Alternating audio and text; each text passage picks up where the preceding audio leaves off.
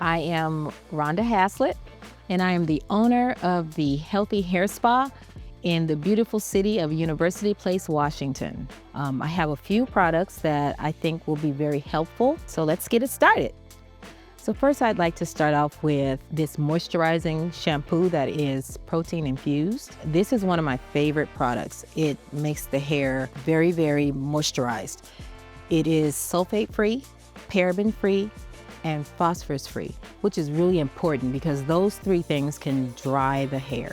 What goes with it is the conditioner. We condition with the conditioner, and you leave it on about 15 minutes with a plastic cap.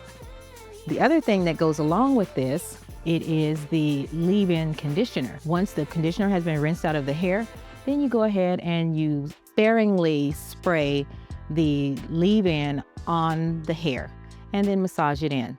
Along with that, if you're going to be doing any type of heat, you need to have this protection for the hair. So it's called Thermal Shield. It allows the curls to pop back after heat treatments. By the same company, I also have a serum, and it kind of gives a little shine, a little gloss. Everything that I'm showing you, use sparingly. You don't need to overdo it. You don't want to really use clarifying shampoos or cleansing shampoos unless you are trying to take away buildup off the hair. The other thing you can use is a product by Wella. It's a Nutri-Rich enriched shampoo. It's also paraben, phosphate, and sulfate free. Wonderful for your hair. A couple shampoos with this, and you can also use the conditioning line that comes with it. So you can pair it up, shampoo and conditioner. I picked a super ultra hydrating shampoo because that's really important, the hydration part. So those were the items for prepping the hair. These two items that I have here, they're called Mop Top, and this is for curly hair. This is the pudding for it, and this one is the oil. So when I tell you a tiny bit goes a long way, tiny bit. Otherwise, the hair gets a little bit too crispy, and you want the curls to move.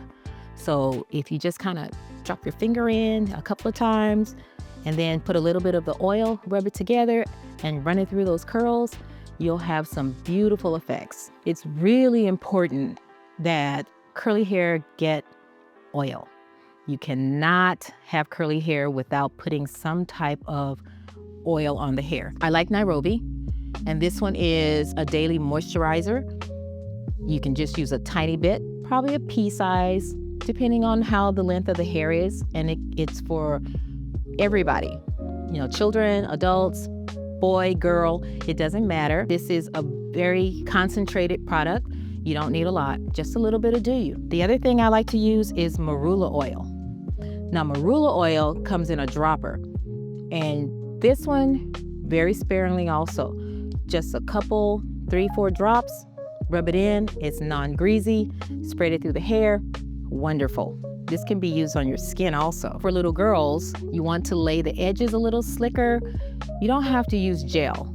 Gel has a lot of alcohol in it. It will break the edges off.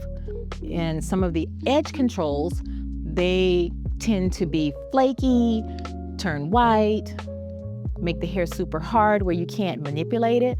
We don't want that. That will cause breakage. So what I like to use for my clients, it is a braid formula. You just have a little bit and an edge control brush, you're all set. Once the hair is done, you don't want the child to just lay down and rub their hair on the pillow, because what happens with that is all of the moisture that you just put in the hair ends up on the pillowcase. So my suggestion would be either a scarf that is silk or polyester, just something slippery, or a bonnet. So here is a sample of a little bonnet, and also a silk or polyester pillowcase.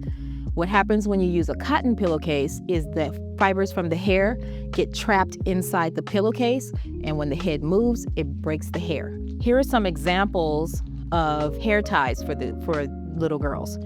I like these because they don't have any metal on them, and you can find these fat, you can find them thin, As long as they don't have the little metal piece that connects them, the metal piece is what pulls. Also, there's this kind.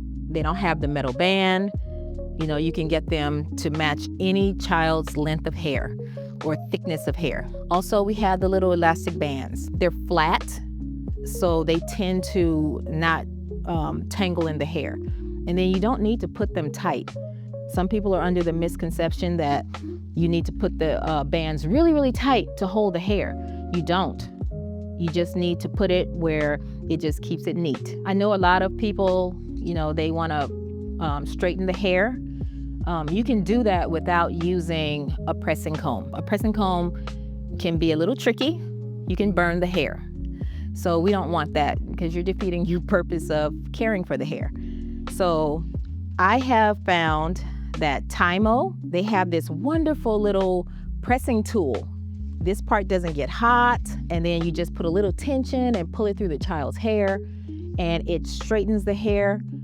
Not a problem at all. You'll never burn the child's hair. It's amazing. So check out Amazon with look for Tymo. There's a pink one and there's a red one. Get the pink one. The red one costs more and it's just digital. It does the same thing. So for right now, that's what I have to share for you. But it's hard with children of color because other children like to tease them. And especially if they're in a school district that is predominantly white or Caucasian or anything other than African American or brown, they're gonna get bullied if the hair is not okay. And that takes away the self-esteem. It builds low self-esteem, and that's not what we want for our children. We want them to thrive. And if taking care of their hair and making their hair beautiful will allow them to thrive, then that's a no-brainer. That's something that has to be done. That's easy.